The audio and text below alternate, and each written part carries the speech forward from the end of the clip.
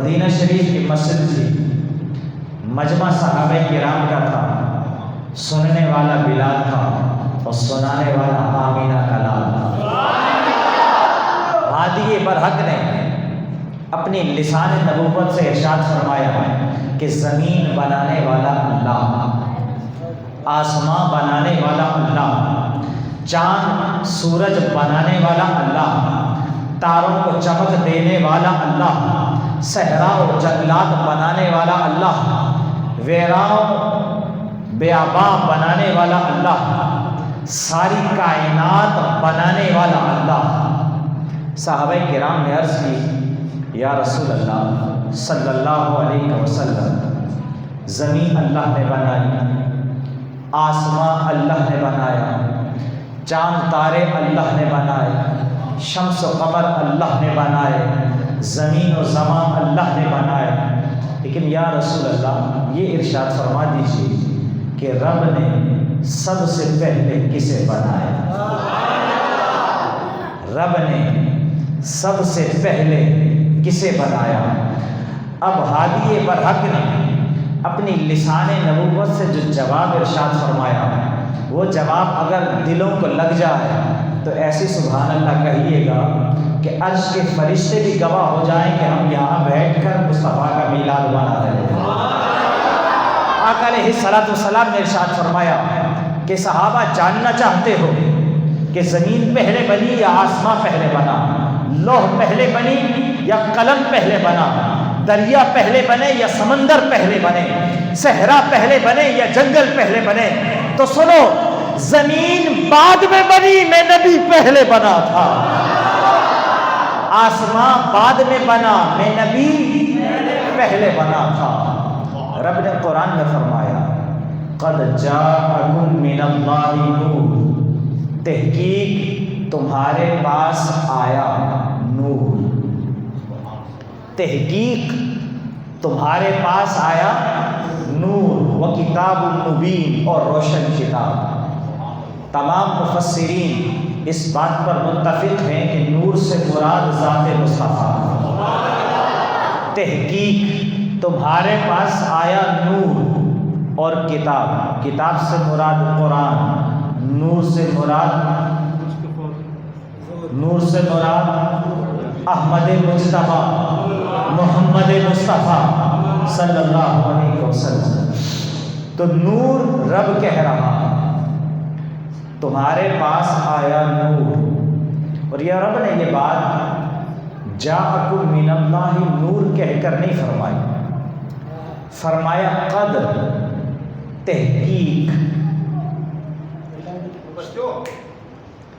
تحقیق تمہارے پاس آیا نور،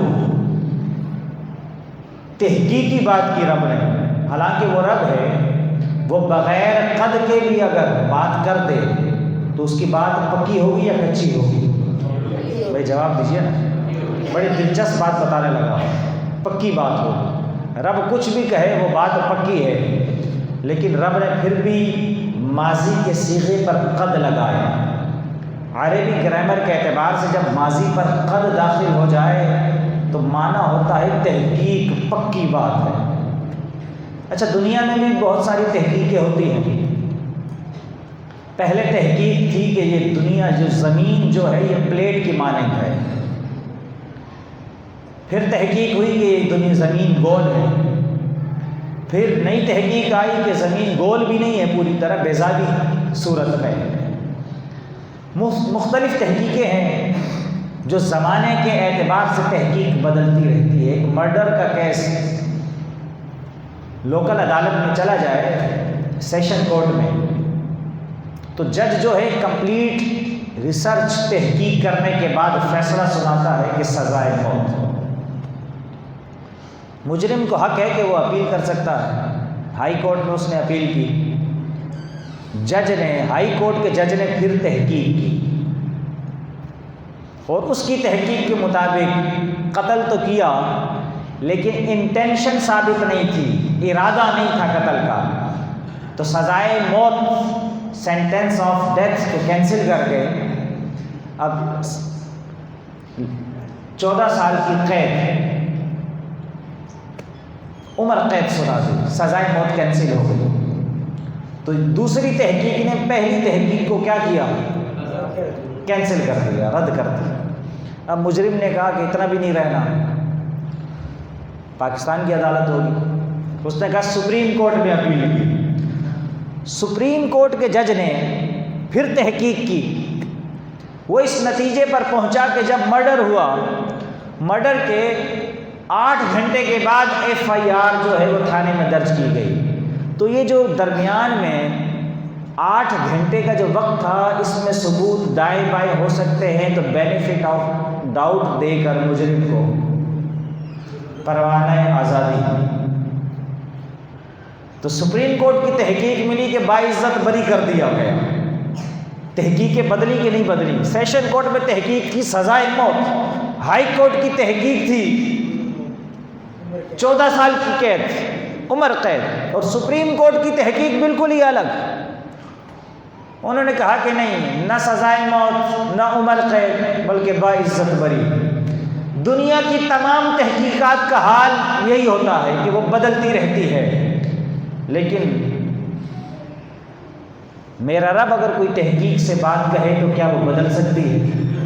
بھائی جواب تو دیجیے نا، کیا وہ بدل سکتی ہے؟ کیونکہ قانون ہے کہ بڑا جو ہے وہ چھوٹے کی تحقیق کو بدل سکتا۔ سیشن کورٹ سے بڑی ہے ہائی کورٹ، اس کے پاس پاور زیادہ ہے، علم زیادہ ہے، طاقت زیادہ ہے، اس نے نیچے والے کی تحقیق کو بدل دیا۔ سپریم کورٹ، اس کے پاس پاور زیادہ ہے، طاقت زیادہ ہے، اس نے ہائی کورٹ کی تحقیق کو بدل دیا۔ تو پتہ چلا قانون یہ ہے کہ تحقیق بدلنے کے لیے پاور کا ہونا ضروری ہے، تحقیق بدلنے کے لیے علم کا ہونا ضروری ہے، تحقیق بدلنے کے لیے طاقت کا ہونا ضروری ہے۔ اب میرے رب نے فرمایا قد جاءکم من اللہ نور، تحقیق تمہارے پاس نور آیا۔ اب رب کی اس تحقیق کو وہی کاٹ سکتا ہے جو میرے رب سے زیادہ طاقت رکھتا ہو، جو میرے رب سے زیادہ علم رکھتا ہو۔ تو میرے رب سے زیادہ کوئی طاقت نہیں رکھتا، میرے رب سے زیادہ کوئی قدرت نہیں رکھتا، میرے رب سے زیادہ کوئی علم نہیں رکھتا۔ تو میرے مصطفیٰ کے نور کی تحقیق کو کائنات میں کوئی کاٹ نہیں سکتا۔ قد جاءکم من اللہ نور، تحقیق تمہارے پاس نور آیا۔ یہ نہیں فرمایا کہ 12 ربیع الاول کی صبح صادق کے وقت اس نور کی ولادت ہوئی، قرآن میں کہیں یہ نہیں ہے، بلکہ کیا فرمایا؟ جاءکم، تمہارے پاس آیا، اور آتا وہ ہے جو پہلے سے۔ بھائی جواب تو دیجئے نا، اتنا لطیف نقطہ ہے، آپ پتہ نہیں بات کی گہرائی کو نہیں پہنچے آپ۔ آتا وہ ہے، بھائی آپ یہاں مسجد میں آئے ہیں کہ نہیں آئے؟ بھائی اس بات کا تو جواب دیجئے نا۔ آپ آئے ہیں یہاں پر جشن عید میلاد النبی منانے کے لیے، اپنی محبتوں کے اظہار کے لیے یہاں پر تشریف لائے، آپ آئے، آپ پہلے سے تھے تو آئے نا، ایسے ہی ہے نا۔ میں مسجد میں آیا، میں پہلے تھا تو آیا، آپ مسجد میں آئے، پہلے تھے۔ اللہ پاک فرما رہا قد جاءکم من اللہ نور، تحقیق تمہارے پاس آیا نور۔ تو کیا پتا چلا؟ آتا وہ ہے جو پہلے سے ہوتا ہے۔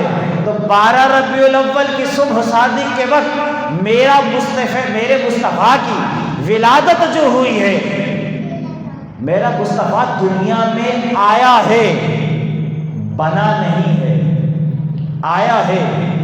آنے اور بننے میں فرق ہے، آنے اور بننے میں۔ اچھا آئے تو بنے کب؟ اشارے میں ایک جملہ کہہ رہا ہوں، ذرا سمجھیے گا۔ بنے تب کہ جب تب بھی نہ تھا، بنے جب کہ جب بھی نہ تھا، بنے کب کہ جب کب بھی نہ تھا۔ حضور تو جب تھے کہ جب بھی نہ تھا، نہ زمین تھی نہ زماں تھا، نہ آسمان تھا، نہ مکی تھا نہ مکان تھا، نہ صحرا تھا نہ دریا تھا، نہ قطرہ تھا، نہ جنگل تھا نہ شہر تھا، نہ جبرائیل تھا نہ اسرائیل تھا، نہ میکائیل تھا نہ اسرافیل تھا، نہ ابراہیم تھا نہ موسیٰ تھا، نہ آدم تھا نہ شیش تھا، نہ موسیٰ تھا نہ عیسیٰ تھا۔ کوئی نہ تھا میرا مصطفیٰ تھا، جب کچھ نہ تھا تو حضور تھے، بنے کب؟ سب سے پہلے حضور نے خود فرمایا اول ما خلق اللہ نوری، اللہ نے سب سے پہلے میرے نور کو بنایا، اللہ نے سب سے پہلے میرے نور کو بنایا۔ کب بنایا؟ کہ جب کب بھی نہ تھا، تب بنایا جب تب بھی نہ تھا، اس وقت بنایا کہ جب وقت بھی نہ تھا، اس لمحے بنایا جب لمحہ بھی نہ تھا، نہ شمس و قمر تھے، نہ چاند میں نور تھا، نہ ستاروں میں چمک تھی، نہ دریاؤں میں طغیانی تھی، جب کچھ نہ تھا تو رب نے مصطفیٰ کے نور کو بنایا۔ حضور سب سے پہلے، حضور آدم سے پہلے، شیش سے پہلے، ادریس سے پہلے، زکریا سے پہلے، یحییٰ سے پہلے، ابراہیم سے پہلے، یعقوب سے پہلے، یوسف سے پہلے، موسیٰ سے پہلے، عیسیٰ سے پہلے، اسماعیل سے پہلے، بنو ہاشم سے پہلے، عبد مناف سے پہلے، عبد المطلب سے پہلے، عبداللہ سے پہلے، عبداللہ سے پہلے۔ دنیا کا قانون ہے کہ باپ پہلے ہوتا ہے، بیٹا بعد میں ہوتا ہے، دادا پہلے ہوتا ہے، بیٹا بعد میں ہوتا ہے، آبا و اجداد پہلے ہوتے ہیں، بیٹا بعد میں ہوتا ہے۔ جب مصطفیٰ کو بنایا تو رب نے قانون بدل دیا ہے کہ بیٹا پہلے ہے، باپ بعد میں ہے، بیٹا پہلے ہے، دادا بعد میں ہے، بیٹا پہلے ہے، آبا و اجداد بعد میں ہے۔ حضور پہلے ہے، آدم بعد میں ہے۔ تو سب سے پہلے کسے بنایا؟ نور مصطفیٰ کو بنایا۔ کسے بنایا؟ حضور کے نور کو بنایا۔ تو جب سب سے پہلے بنایا تو سوال پیدا ہوتا ہے کہ رکھا کہاں؟ رکھا کس جگہ؟ رکھا کس جگہ؟ حضور تو جگہ سے بھی پہلے، جگہ سے بھی پہلے۔ رکھا کس مقام پر؟ حضور تو مقام سے بھی پہلے۔ بات کی گہرائی کو سمجھ رہے ہیں کہ نہیں سمجھ رہے؟ بچے تو نہ سمجھ رہے ہو سکتا ہے، لیکن بڑے تو سمجھ رہے ہیں نا۔ حضور کو سب سے پہلے بنایا۔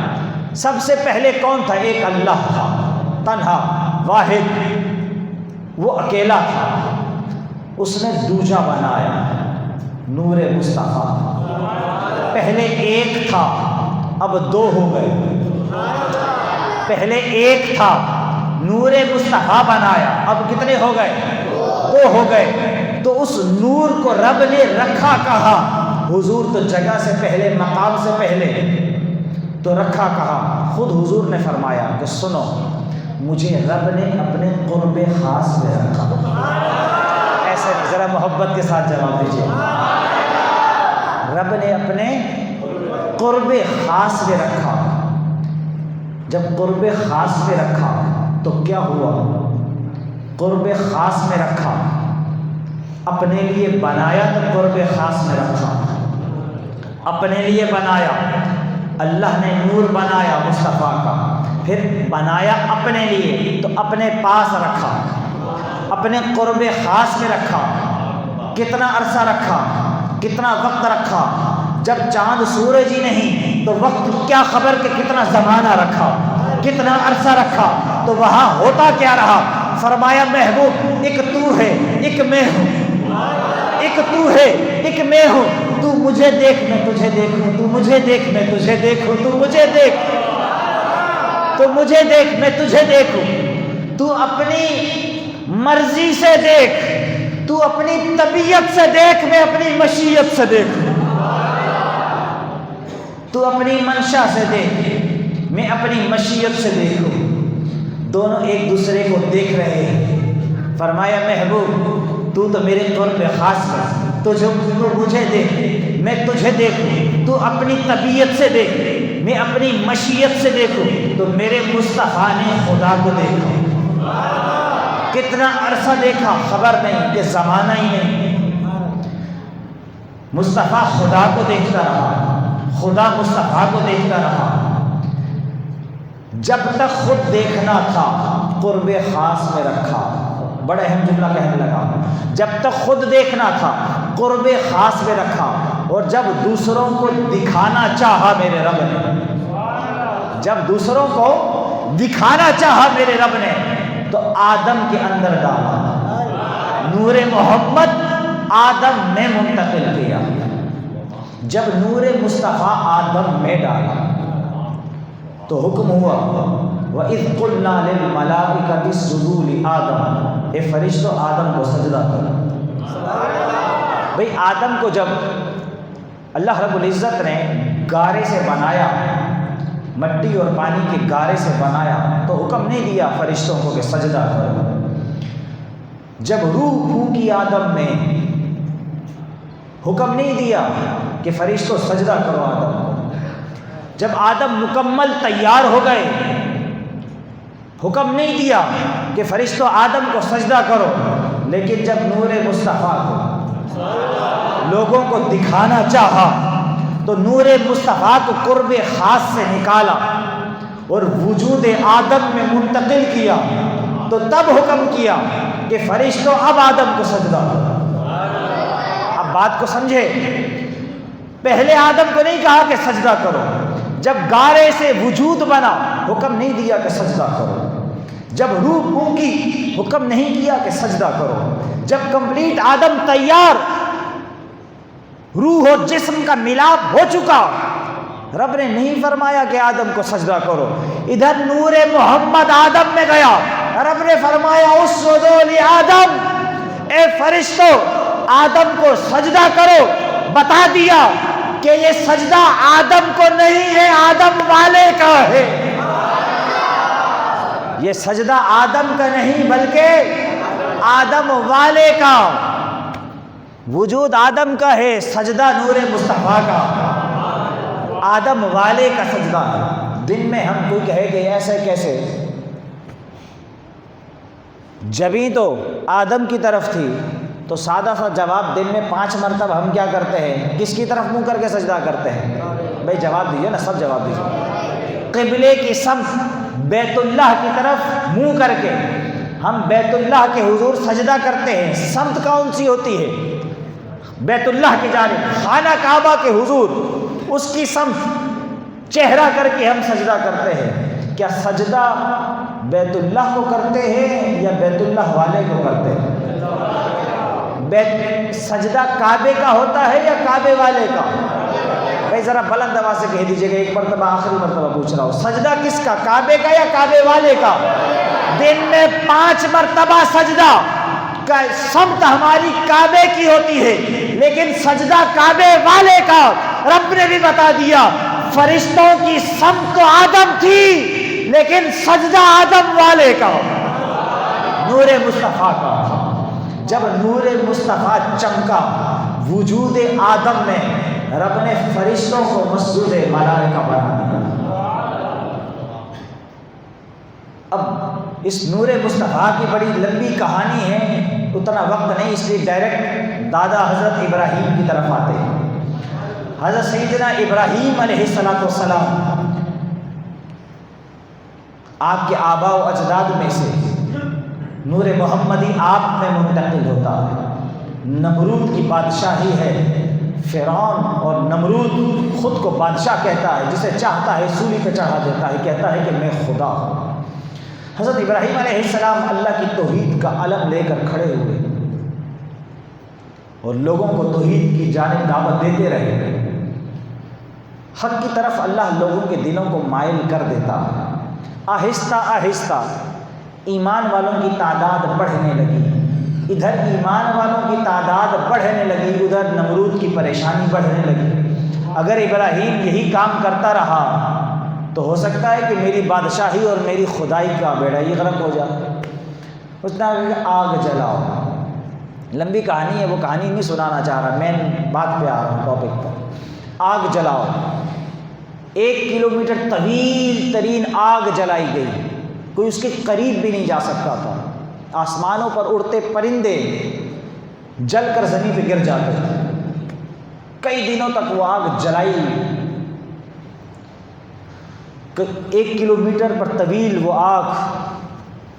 اب حکم دیا اس نے، نمرود نے، کہ حضرت ابراہیم علیہ السلام کو آگ میں پھینک دیا جائے۔ اب کیسے پھینکا جائے؟ کوئی قریب تو جا نہیں سکتا، اور منجیل تو اس وقت بنی نہیں تھی، تو ایک جھولا بنایا گیا، جھولا، کہ جھولا دے کر جھولے کے ذریعے سے پھینکا جائے گا۔ جھولے میں حضرت ابراہیم علیہ السلام کو رکھا۔ حضرت ابراہیم کو خبر ہے کہ وہ سامنے آگ جل رہی ہے، اور نمرود کی سپاہی، حکم ہو چکا ہے آگ میں پھینکنے والے، آپ مطمئن جھولے میں ٹیک لگا کر بیٹھے ہیں، اطمینان چہرے پر خلیل اللہ کے۔ بڑی محبت کی بات ہے، چہرے پر اطمینان ہے۔ حکم ہوا، پھینکا۔ جب حضرت ابراہیم علیہ السلام ہوا میں تھے اور آگ کی طرف جا رہے تھے، جبرائیل نے سدرہ چھوڑی، اور پلک جھپکنے سے پہلے ابراہیم کے پاس جبرائیل آتے ہی عرض کیے، اے خلیل اللہ، آپ اللہ کے بڑے پیارے پیغمبر ہیں، خلیل ہیں، دوست ہیں، حل لک حاجت، کوئی حاجت ہے آپ کو؟ آپ نے فرمایا نو تھینکس۔ یہ آپ کی زبان میں جواب دے، نہیں شکریہ۔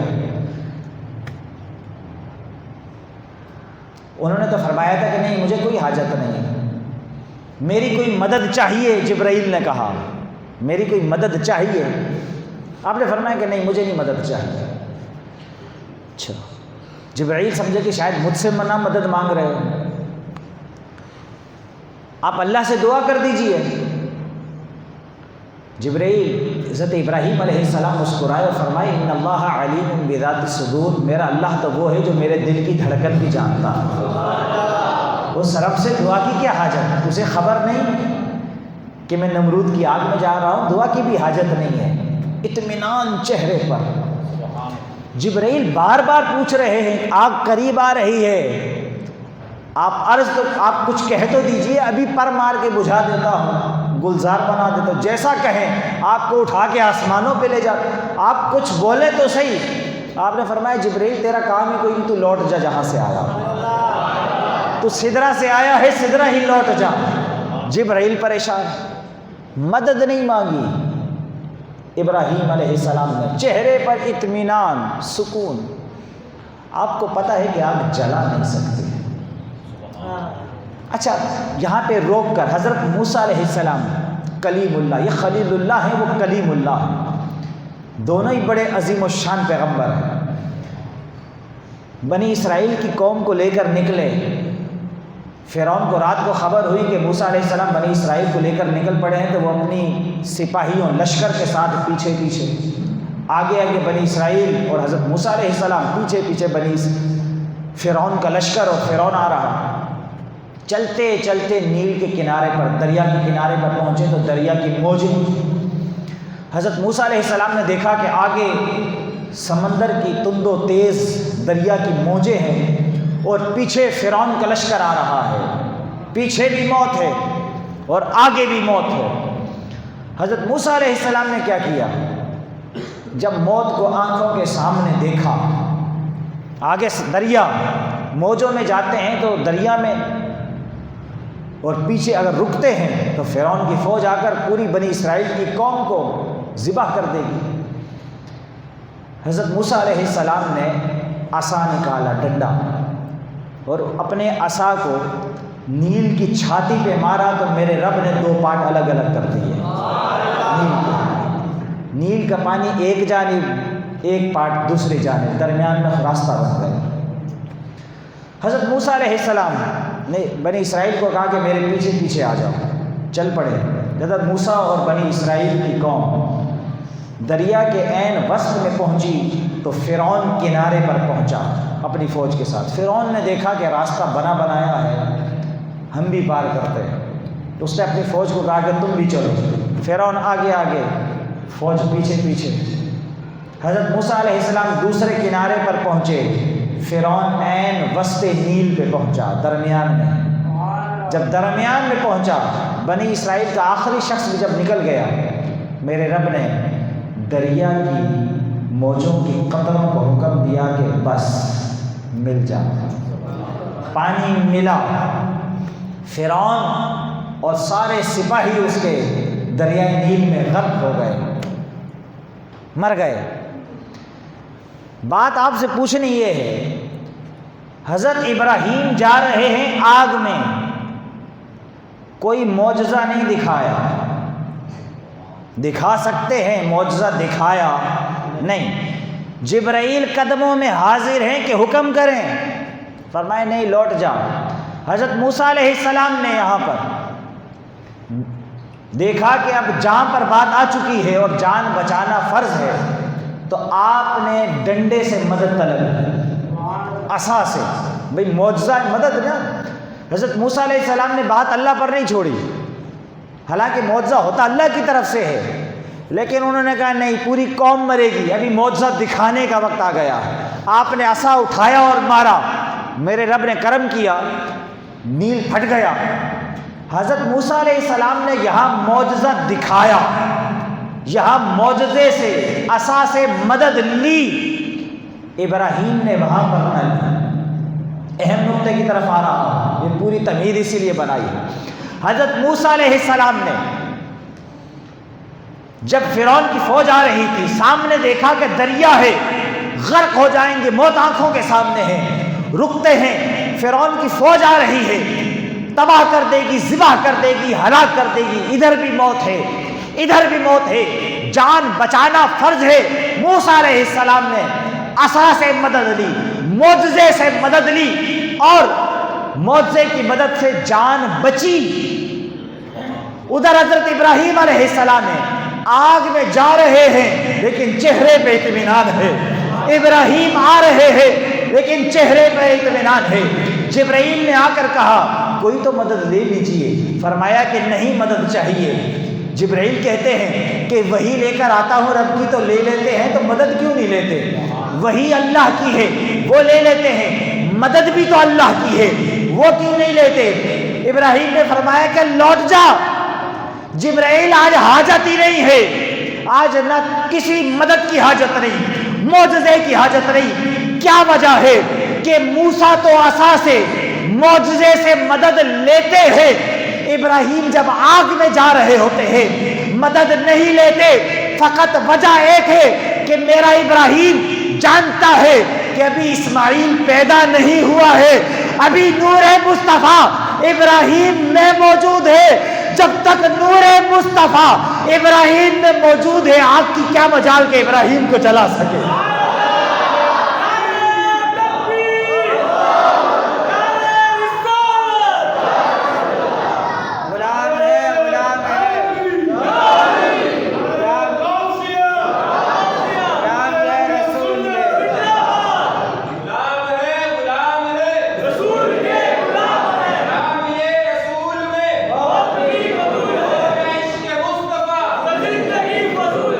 ابراہیم علیہ السلام یہ جانتے تھے کہ نور مصطفیٰ ابھی مجھ میں موجود ہے، کیونکہ اسماعیل کی ولادت نہیں ہوئی تھی، کہ جب نور مصطفیٰ ماتھے پہ ابراہیم کے چمک رہا ہو تو آگ گلزار نہ بنے تو کیا بنے؟ خبر تھی، نہ معجزہ دکھایا، نہ جبرائیل کی مدد کو لیا، آگ گئی۔ قلنا یا نار کونی بردم و سلاما علی ابراہیم، آگ کو میرے رب نے گلزار بنا دیا۔ تاریخ گواہ ہے، اٹھا کر پڑھ لیں، جہاں جہاں نور مصطفیٰ گیا چمکاتا گیا، جہاں جہاں، میں جملے کہنے لگا ذرا غور سے سنیے گا، جہاں جہاں نور محمد گیا چمکاتا گیا۔ جب نور محمد وجود آدم میں چمکا تو فرشتوں نے سجدہ کیا، جب نور محمد دادا ابراہیم میں آیا تو آگ کو رب نے گلزار بنا دیا۔ یہی نور محمد جب اسماعیل میں آیا تو گردن پر چھری تو چلی پر کاٹ نہ سکی۔ اسماعیل کی گردن پر چھری تو چلی پر کاٹ کیسے کاٹتی؟ بھئی نور مصطفیٰ جو اسماعیل میں تھا، جب نور مصطفیٰ چھاتی جبین اسماعیل پہ چمک رہا ہے تو چھری کی مجال کے کاٹ سکے؟ تو نور مصطفیٰ جہاں جہاں گیا چمکاتا رہا، جہاں جہاں گیا چمکاتا رہا۔ آدم نے آیا تو ابراہیم آدم کو چمکایا، شیش میں آیا شیش کو چمکایا، ابراہیم کو چمکاتا رہا، نبیوں کو چمکاتا رہا، رسولوں کو چمکاتا رہا، ادریس کو چمکاتا رہا، یحییٰ و زکریا کو چمکاتا رہا، یعقوب و یوسف کو چمکاتا رہا، موسیٰ و عیسیٰ کو چمکاتا رہا، ابراہیم و اسماعیل کو چمکاتا رہا، عیسیٰ کو چمکاتا رہا، اغواث کو چمکاتا رہا، قطب کو چمکاتا رہا، اوتاد کو چمکاتا رہا، زمین و زمان کو چمکاتا رہا، لیل و نہار کو چمکاتا رہا، جبرائیل و اسرائیل کو چمکاتا رہا، میکائیل و اسرافیل کو چمکاتا رہا۔ پھر میرے رب نے چاہا کہ یہ نور محمد سب کو چمکائے، ہم گناہگاروں کو چمکائے، تو میرے رب نے 12 ربیع الاول کے دن مصطفیٰ کو بھیجا تاکہ ہم سب گناہگاروں کو بھی چمکا دیں۔ چمک تجھ سے پاتے ہیں سب پانے والے، چمک تجھ سے پاتے ہیں سب پانے والے، میرا دل بھی چمکا دے، سب کہہ دیجئے میرا دل بھی چمکا دے، چمکانے والے۔ اس نور محمد نے ہر ایک کو چمکایا، زمین کو چمکایا، آسمان کو چمکایا، لیل و نہار کو چمکایا، شمس و قمر کو چمکایا۔ آج نور چاند کا جو نور ہے، خدا کی قسم مصطفیٰ کے نالین کا صدقہ ہے، ہر جگہ ہر ایک کو میرے مصطفیٰ نے چمکایا۔ اور ایک بڑی لطیف بات، ابراہیم حضرت آدم آئے سب سے پہلے، بڑا لطیف نکتہ، حضرت آدم آئے سب سے پہلے، اپنی امت کو دعوت دی، وحدہ لا شریک، وہ اکیلا ہے، اس کی عبادت کرو۔ لوگوں نے کہا کہ آدم، جس رب کی تو بات کرتا ہے کیا تو نے اسے دیکھا ہے؟ اب بات سمجھ نہیں رہے میرے، تو کہہ رہا ہے کہ وہ اکیلا ہے، وحدہ لا شریک ہے، اس کی عبادت کرو، کیا تو نے اسے دیکھا ہے؟ فرمایا نہیں، دیکھا نہیں ہے، لیکن خبر پکی، علم میرا جو علم ہے وہ یقینی علم ہے، علم یقینی ہے، خبر مصدقہ ہے، جبرائیل نے آ کر وحی اتاری ہے، اس نے خود بتایا ہے، جبرائیل سے سنا ہے کہ وہ اکیلا ہے، وہ وحدہ لا شریک ہے، سنا ہے، نہیں آدم ادھر ادھر کی نہیں، دیکھا ہے نہیں، سنا ہے خبر پکی، لیکن سنا ہے، دیکھا نہیں۔ شیش آئے، آؤ اس ایک رب کی طرف، شیش دیکھا ہے نہیں، سنا ہے، بات ہے پکی لیکن سنا ہے، خبر مصدقہ ہے لیکن سنا ہے۔ ابراہیم آئے، خلیل اللہ، اے ابراہیم خلیل اللہ، دیکھا ہے جس رب کی طرف بلا رہے ہو؟ نہیں، دیکھا نہیں، خبر پکی ہے، سنا ہے، علم یقینی ہے میرا، میں رب کا خلیل ہوں، لیکن دیکھا نہیں ہے۔ موسیٰ آئے کلیم اللہ، دیکھ کے آئے یا سن کے آئے؟ سنا ہے، اور سنا بھی کیسے؟ کوہ طور پہ جا کر، عرض کی تھی مولا دکھا بھی دے، ذرا ذوق کا تو اظہار کرے نا، عرض کی تھی مولا دکھا بھی دے، دکھا بھی دے، تو اپنی ذات کی نہیں اپنی صفات کی ایک تجلی ڈالی تھی۔ خر موسیٰ صعیقا، موسیٰ علیہ السلام بے ہوش ہو کر گر پڑے، خبر ہی نہیں کہ وہ صفت کی تجلی بھی کیا تھی، کچھ خبر نہ رہی، کچھ خبر نہ رہی۔ زکریا و یحییٰ آئے، وہ اکیلا ہے، وحدہ لا شریک ہے، اس کی عبادت کرو۔ حضرت آدم سے لے کر حضرت عیسیٰ علیہ السلام تک جو نبی بھی آیا، جو رسول بھی آیا، وہ ایک اللہ کی جانب بلاتا رہا، ایک وحدہ لا شریک کی طرف بلاتا رہا۔ لوگ کہتے رہے کیا دیکھ کر آئے ہو؟ سب نے یہی کہا کہ سنا ہے، خبر پکی ہے، علم یقینی ہے، خبر مصدقہ ہے، جبرائیل نے آ کر بتایا ہے، ہم نے سنا ہے، پکی بات ہے کہ وہ اللہ ایک ہے۔ جب 12 ربیع الاول کے دن محمد مصطفیٰ اس بزم کائنات میں تشریف لائے اور پھر فاران کی چوٹی پر کھڑے ہو کر میرے مصطفیٰ نے فرمایا آؤ اس ایک رب کی طرف، تو لوگوں نے کہا کیا تو بھی سن کر آیا ہے؟ جواب دیا نہیں، سن کر نہیں، میں دیکھ کے آیا ہوں۔ پہلے والے سن کر آئے تھے، میں دیکھ کر آیا ہوں۔ اول ما خلق اللہ نوری، رب نے میرے نور کو سب سے پہلے بنایا۔ بتانا تھا نا، کوئی تو ایسا ہو کہ جس نے دیکھا ہو۔ پہلوں نے دیکھا نہیں تھا تو نبوت کا دروازہ بند نہیں ہوا۔ بڑی اہم جملہ، پہلے دیکھ کر نہیں آئے تھے تو سلسلہ نبوت چلتا رہا۔ محمد مصطفیٰ نے دیکھا، اب چونکہ دیکھ لیا تھا، رب نے نبوت کا دروازہ ہی بند کر دیا۔ یہ پہلا ہے، یہی اخیر ہے، پہلے بھی یہی ہے، اخیر بھی یہی ہے۔ سب سے پہلے بھی میرا مصطفیٰ تھا، سب سے آخری نبی بھی میرا مصطفیٰ ہے۔ اب میرے مصطفیٰ کے بعد کوئی دوسرا نہیں آئے گا۔ تو جس عظیم الشان نبی کی عظمتوں اور رفتوں کا ہم میلاد منا رہے ہیں، تذکرہ خیر چل رہا ہے، خدا کی قسم اس کا ذکر تو خود میرا رب بھی کرتا ہے، اس کی محبتوں کا تذکرہ تو میرا رب بھی کرتا ہے۔ ایک آخری بات کر کے گفتگو کو ختم کرتا ہوں، سمیٹتا ہوں۔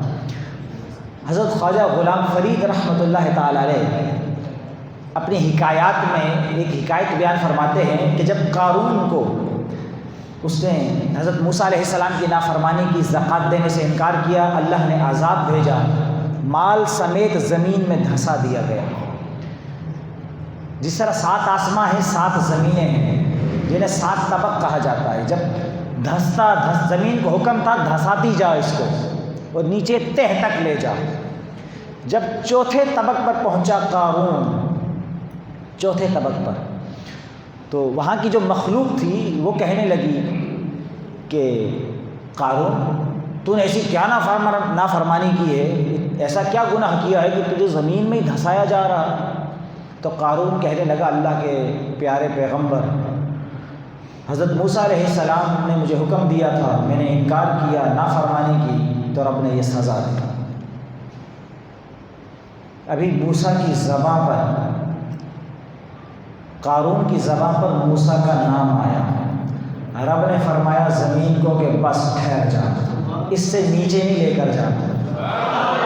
خواجہ غلام فرید کوٹ مٹھڑ والے یہ بیان فرما رہے ہیں، اور فرماتے رب نے حکم دیا زمین کو کہ بس، زمین نے کہا مولا تیرا تو حکم تھا تہ میں لے کر جانا ہے۔ رب کائنات نے جواب دیا کہ بات تو یہی تھی کہ تہ میں لے کر جانا، لیکن اس کی زبان پر میرے موسیٰ کا نام آ گیا، اس کی زبان پر میرے موسیٰ کا نام آ گیا ہے، اس لیے بس یہیں پر روک دو، یہیں تک عذاب رہے گا، بس اس سے زیادہ نہیں۔